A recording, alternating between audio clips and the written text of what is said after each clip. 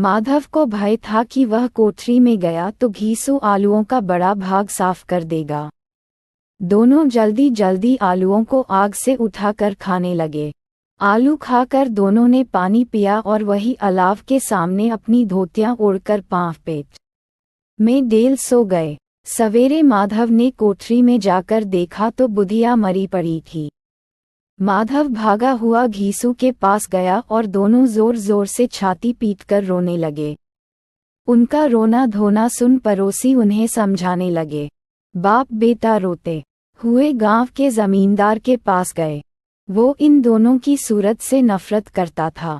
वो कई बार इन्हें चोरी करने के लिए और वादे पर काम न आने के लिए अपने हाथों से पीट चुका था। घीसू ने जमीन पर सिर रख और आंखों में आंसू भरे हुए कहा, सरकार, बड़ी विपत्ति में हूँ। माधव की घरवाली रात को गुजर गई। सरकार की दया होगी तो उसकी मिट्टी उठेगी। यूं तो बुलाने पर भी नहीं आता। आज जब जरूरत पड़ी तो आके खुशामद कर रहा है। जमींदार ने कुर्ते हुए 2 रुपए निकाल कर फेंक दिए। जब जमींदार ने 2 रुपए दिए तो गांव के बनिए महाजनों को इनकार का साहस कैसे होता। 1 घंटे में घीसू के पास 5 रुपए की अच्छी रकम जमा हो गई। इस रकम से दोपहर को घीसू और माधव बाजार से कफन लाने गए। इधर लोग अर्थी के लिए बांस काटने लगे। बाजार में पहुंचकर घीसू बोला, लकड़ी तो उसे जलाने भर को मिल गई है, अब चलो कोई हल्का सा कफन ले लेते हैं। हाँ, लाश उठते उठते रात हो जाएगी, रात में कफन कौन देखता है, माधव बोला। दोनों बाजार में इधर उधर घूमते रहे और पढ़े। ठाकुर का कुआं पूरा दिन बीत जाने के बाद दोनों आंखों आंखों में इशारेबाजी करते हुए शराब खाने पर पहुंच गए।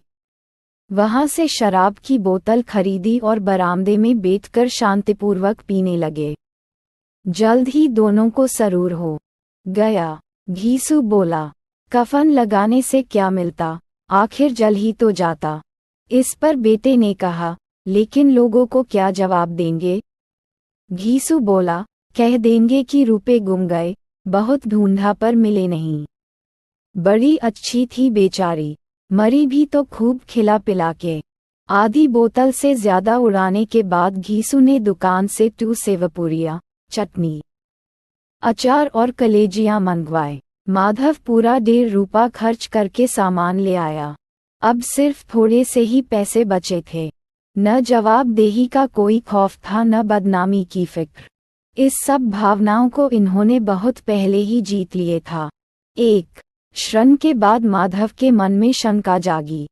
हम लोग भी एक न एक दिन वहां जाएंगे ही। अगर हम लोगों से पूछा कि हमने कफन क्यों नहीं दिया, तो क्या कहेंगे। तू कैसे जानता है कि उसे कफन न मिलेगा। तू मुझको गधा समझता है। बहू को कफन जरूर मिलेगा और बहुत अच्छा मिलेगा। घीसू ने कहा, कौन देगा, रुपए तो तुमने चट कर दिए। वो तो मुझसे पूछेगी, उसकी मांग में सिंदूर तो मैंने डाला था। कौन देगा, बताते क्यों नहीं, माधव ने रोते हुए पूछा। वही लोग देंगे जिन्होंने अब की बार दिए, लेकिन इस बार रुपए हमारे हाथ न आएंगे, घीसू ने समझाया।